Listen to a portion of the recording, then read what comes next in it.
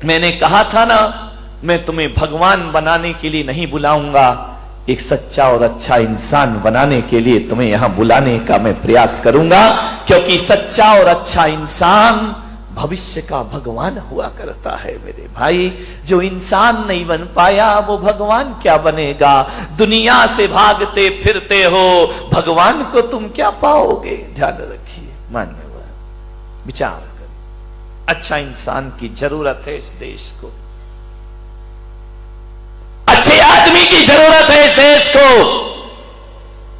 तुम्हारे परिवार की खुशहाली के लिए अच्छे बेटे की जरूरत है। ध्यान रखिए, पूत कपूत तो का धन संचय, पूत सपूत तो का धन संचय। यदि पूत कपूत निकल गया तो सारी दौलत को बर्बाद करके रख देगा, और पूत यदि सपूत निकल गया, एक रुपया भी ना दो तो भी लाखों की दौलत कमाकर अपने पिता को दिखा देगा। किसके लिए सोचते हो सब? अच्छा व्यक्ति बनाइए।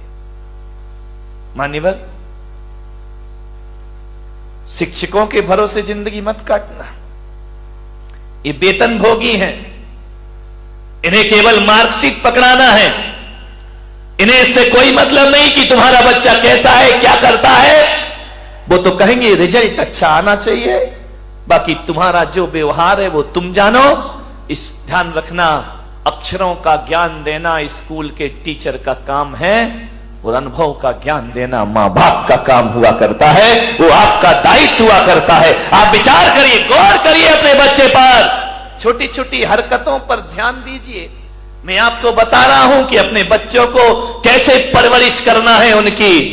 आप सोचिए, आप गौर करना अपने बच्चों पर, किसी के दर्द पर, किसी की पीड़ा पर तुम्हारा बच्चा हंसता तो नहीं है, तुम्हारा बच्चा उसकी मजाक तो नहीं बनाता है। यदि मजाक बनाता है, रोक दीजिए उसे वहीं पर। किसी के दर्द पे मुस्कुराना मत सीखो मेरे भाई। कोई भूखा यदि तुम्हारे घर में है, यदि कोई दो बच्चे खाना खा रहे हैं, तो आप प्रवृत्ति पर ध्यान रखना, वो अपनी रोटी उसे देता है या नहीं देता है। यदि नहीं देता है तो आज से तुम्हें उसे अच्छे संस्कार देने का प्रयास करना पड़ेगा।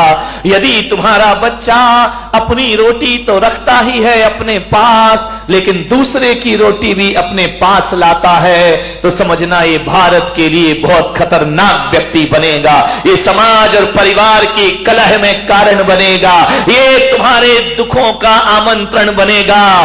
और यदि कोई बच्चा ऐसा है जो अपनी रोटी भी दूसरों की थाली में रख दिया करता है, तो समझना हमने किसी महापुरुष को जन्म दिया है अपने घर में। प्यासे को पानी पिलाता है या नहीं पिलाता है? तुम्हारा बच्चा दूसरों का सामान छीनने को तो नहीं रोता है? तुम्हारा बच्चा दूसरों से तमीज से बात करता है या नहीं करता है? वह बड़ों को बड़ों जैसा सम्मान देता है या नहीं देता है? आज तो छोटा है तो लाड़ प्यार में आपको बड़ा अच्छा लगता है, लेकिन कल जब ये बड़ा हो जाएगा तुम्हारे लिए खतरा बन करके खड़ा हो जाएगा। ध्यान रखिए, आज अच्छा लगता है। विचार करिए, आप अपने बच्चे, मेरे पास लोग आते हैं, मैं छोटे बच्चे से पूछता हूं, बेटा नमोकार मंत्र आता है? बच्चा बोलता है नहीं आता है। तो मैं माँ बाप की तरफ देखता हूं, माँ बाप की नजरें झुक जाया करती हैं। मैं कहता हूं कि बेटा 24 तीर्थंकरों के नाम आते हैं, बच्चे को नहीं आते हैं। उससे मैं पता लगा लेता हूं ये घर संस्कारित है या नहीं है, ये घर धार्मिक है या नहीं है। आपके घरों में जब मैं आहार लेने जाता हूं, अभी तो नहीं गया बारामती में, किसी के यहां जाऊंगा, चिंता मत करो, सबके घर में रेट पड़ेगी। ध्यान रखना, सबके घर में ध्यान रखना, जांच बैठेगी। मैंने जो 1 महीने चिल्लाया है उसका क्या रिजल्ट आया है। जब मैं आहार लेने के लिए तुम्हारे घर जाता हूं और देखता हूं कि जूता कहीं पड़ा है, बैग कहीं पड़ा है, बच्चे की यूनिफॉर्म कहीं पड़ी है, बाप के बिस्तरों में सलवटें पड़ी हैं, मैं समझ जाता हूं ये घर संस्कारित नहीं है। और आपका घर यदि व्यवस्थित जमा हुआ है तो मैं समझ जाता हूं कि मां बाप के अंदर संस्कार है और इनकी औलाद भी संस्कारित। पता लग जाता है, ध्यान रखना, शिखर से पता चलता है समाज कितनी धार्मिक है, और घरों से पता चलता है ये परिवार कितना संस्कारित है और कितना सभ्यता वाला है। एक गिलास पानी मंगाओ, बच्चा गिलास लाए और 2 उंगली गिलास के अंदर हो, समझना संस्कारित घर नहीं है। ध्यान रखिए, मेहमान आए बच्चे भाग जाए, उनका अभिवादन ना करें तो संस्कारित घर नहीं है। ध्यान रखिए, आपकी पूजा पाठ से मैं पता कर लेता हूं। चौके में पूजा होती है, आहार के पहले थाली भरी है, 4-4 दाने चढ़ा रहा है, भरी थाली चढ़ाया नहीं जा रहा है, तो इसका मतलब ये समझो कि इसकी वृत्ति कंजूस की वृत्ति है।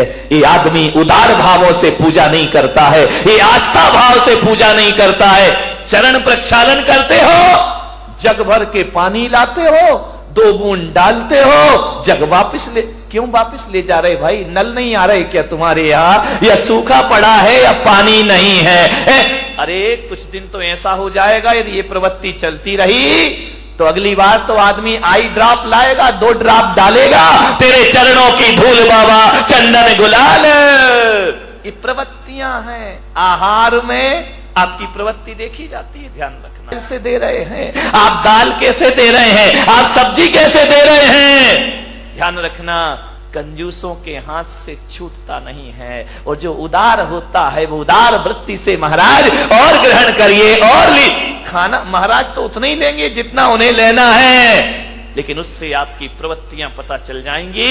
4 महिलाएं सुबह से काम कर रही हैं मन चौके में, एक ऐसी आएगी, एक धक्का इधर दिया, एक धक्का उधर दिया, आगे खड़ी, काम आम कुछ करना नहीं है, समझना ये झगड़ालू औरत है। ध्यान रखना, ये नेतागिरी ज्यादा जानती है, ये राजनीति ज्यादा जानती है, काम कोई कर रहा, नाम खुद कमा रही है, ये राजनेता होते हैं। ध्यान रखना, ये कल्याण नहीं करे, ये कोई खुशहाल जीवन नहीं बना सकते हैं अपना। कई ऐसे होते हैं बिल्कुल शांत रहते हैं, काम भी करते हैं लेकिन आवाज नहीं किया करते हैं, चुपचाप शांत खड़े हैं, सुबह से मेहनत करते हैं लेकिन कोई धक्का नहीं मारते हैं।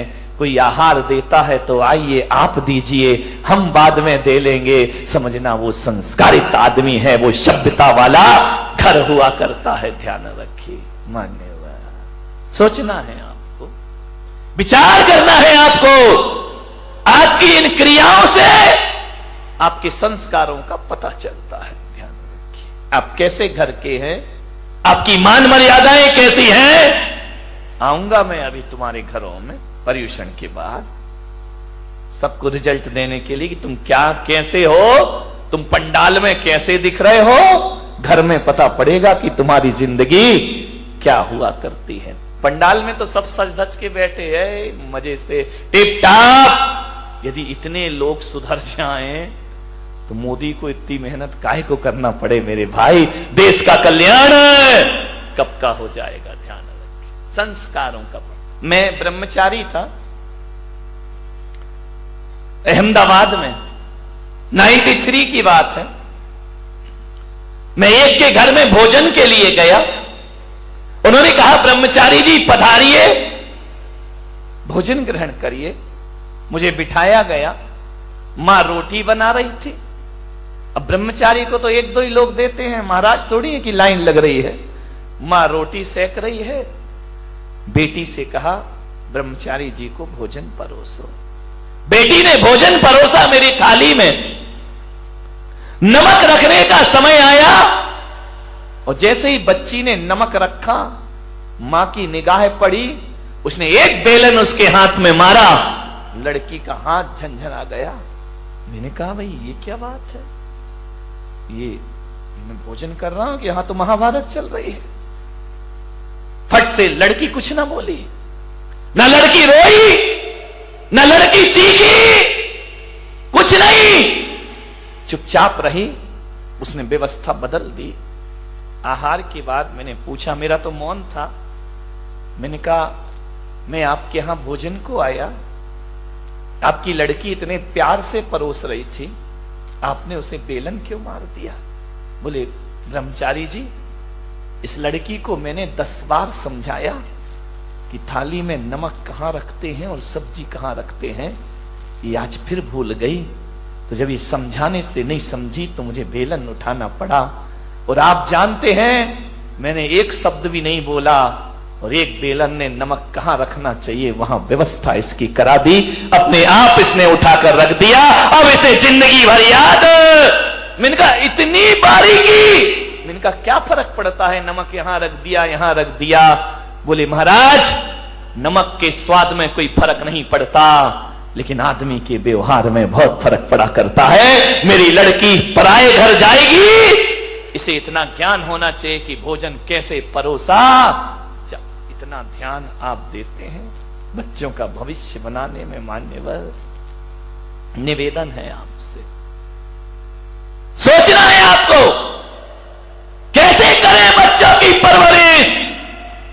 एक लड़की की शादी होना थी, अमीर आदमी, करोड़पति, अरबपति, किसी पैसे की कमी नहीं, 20 नौकर चाकर जिसके घर में, एक करोड़पति के घर में एक आदमी अपने लड़के के लिए लड़की देखने गया। और जैसे ही गया बड़ा स्वागत हुआ, कालीन बिछाए गए, गुलाब जल से स्वागत हुआ। आइए अभिनंदन है, आपका स्वागत है, पधारिए। बहुत स्वागत हुआ। डाइनिंग टेबल पर इतनी प्लेट लगी कि लड़के का बाप देखकर हैरान हो गया कि इनके घर में ऐसा भोजन हुआ करता है, बड़ा स्वागत सत्कार।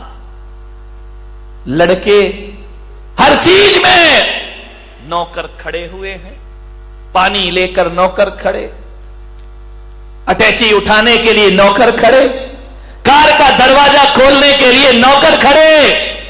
बड़ा स्वागत हुआ।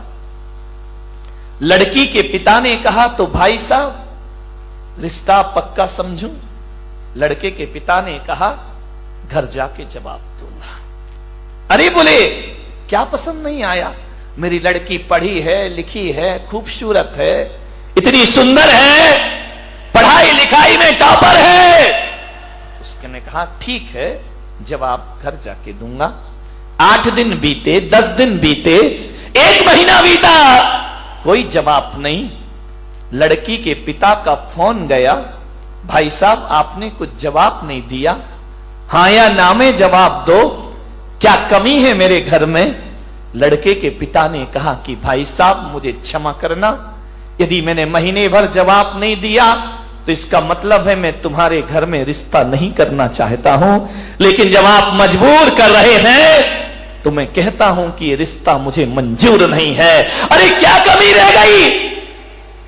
मेरी लड़की पढ़ी लिखी है। बोले बेशक कोई दिक्कत की बात नहीं है, मेरी लड़की, बोले आपकी लड़की बहुत सुंदर है। सुंदरता तो बहुत है उस लड़की में। मेरे घर में पैसों की कमी नहीं, कितना पैसा चाहिए आपको? लड़के के पिता ने कहा मैं अपने बेटे को बेचता नहीं हूं पैसों में, मेरा बेटा बड़ा योग्य है, सुशील है। और रही दौलत की बात, तो दौलत की कमी तो मेरे घर में भी नहीं है। यदि ये करोड़पति के घर रिश्ता लेके पहुंचा था तो मैं कोई खाकपति तो नहीं होऊंगा ना मेरे भाई, मेरे पास भी पैसा है। तो उसने कहा भाई साहब जरा ये बता दो ऐसी कौन सी बात है जिससे आप शादी नहीं कर रहे? बोले बस एक बात मेरे सीने में चुभी है, इसलिए मैं तुम्हारी बेटी से शादी अपने लड़के की नहीं करूंगा। बोले कौन सी बात चुभी है? बोले जहां पानी भी नौकरों के द्वारा परोसा जाता हो, जहां भोजन भी नौकरों के द्वारा परोसा जाता हो, जहां सब व्यवस्थाएं नौकरों के द्वारा होती हो, अरे उस घर की लड़की लाके मैं अपने घर को बर्बाद नहीं करना चाहता हूं। अरे मुझे तो वो लड़की चाहिए जो अपने हाथ से खाना बनाना जानती हो और अपने हाथ से अपने द्वारा लोगों का अभिवादन करना जानती हो।